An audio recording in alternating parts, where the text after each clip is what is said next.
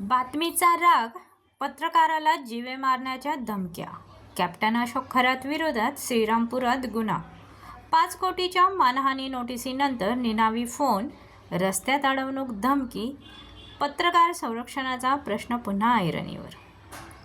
वृत्त प्रकाशनाचा राग मनात धरून एका पत्रकाराला निनावी फोनद्वारे तसेच प्रत्यक्ष अडवून जीवे मारण्याच्या धमक्या दिल्याचा गंभीर प्रकार श्रीरामपूर येथे उघडकीस आला आहे. या प्रकरणी पत्रकार दत्तात्रय पोपटराव खेमनर यांच्या फिर्यादीवरून भोंदू अशोक खरात आणि त्यांच्या कथित अनोळखी भक्तांविरोधात श्रीरामपूर शहर पोलीस ठाण्यात गुन्हा दाखल करण्यात आला आहे. या घटनेमुळे पत्रकार सुरक्षेचा मुद्दा पुन्हा एकदा ऐरणीवर आला आहे. फतेहाबाद तालुका श्रीरामपूर, जिल्हा अहिल्यानगर येथील दत्तात्रय खेमनर हे गेल्या 15 वर्षापासून पत्रकारितेत कार्यरत आहेत. त्यांनी 2021 मध्ये दैनिक खबरदार पुढारी हे नोंदणीकृत वृत्तपत्र सुरू केले असून ते त्यांचे मालक संपादक आहेत. तसेच ते ग्रामीण पत्रकार संघ या नोंदणीकृत संघटनेचे अध्यक्ष म्हणूनही कार्यरत आहेत.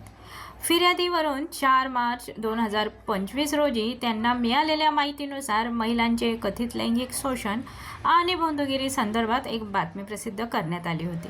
या बातमीत अशोक खरात यांचा थेट उल्लेख नसल्याचा दावा फिर्यादीने केला आहे. मात्र त्यानंतर 5 मार्च 2025 रोजी वावी पोलीस ठाण्यात अदाखलपात्र गुन्हा नोंदवण्यात आला.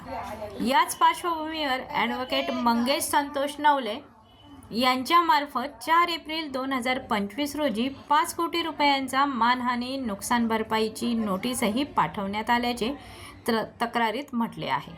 सदर नोटीसला प्रतिसाद न दिल्याचा राग धरून 4 मार्च ते 15 एप्रिल 2025 या कालावधीत खेमनर यांना त्यांच्या राहत्या घरी आणि श्रीरामपूरच्या मेन रोडवरील कार्यालयात 5 वेळा निनावी फोनवरून जीवे मारण्याच्या धमक्या देण्यात आल्याचा आरोप आहे. एवढेच नव्हे तर खंडाळा ते नांदूर मार्गावरील अस्तगाव फाटा तसेच बाबळेश्वरहून शिर्डीकडे जात असताना अस्तगाव माथा येथे 2 वेळा प्रत्यक्ष अडवणूक धमकी दिल्याचेही फिर्यादीत नमूद केले. या धमक्यांमुळे पत्रकारितेत काम करताना निर्माण होणाऱ्या जोखमीचा मुद्दा पुन्हा एकदा अधोरेखित झाला आहे. समाजातील संवेदनशील विषयांवर वृत्तांकन करणाऱ्या पत्रकारांना दबाव, धमक्या आणि मानहानीच्या नोटिसांना सामना करावा लागत असल्याचे चित्र या प्रकरणातून समोर आले आहे. या प्रकरणी श्रीरामपूर शहर पोलीस ठाण्यात गुन्हा नोंदणी क्रमांक 239/2026 अन्वये BNS कलम 351(2), 115(2), 45 सह गुन्हा दाखल करण्यात आला असून पुढील तपास सुरू आहे.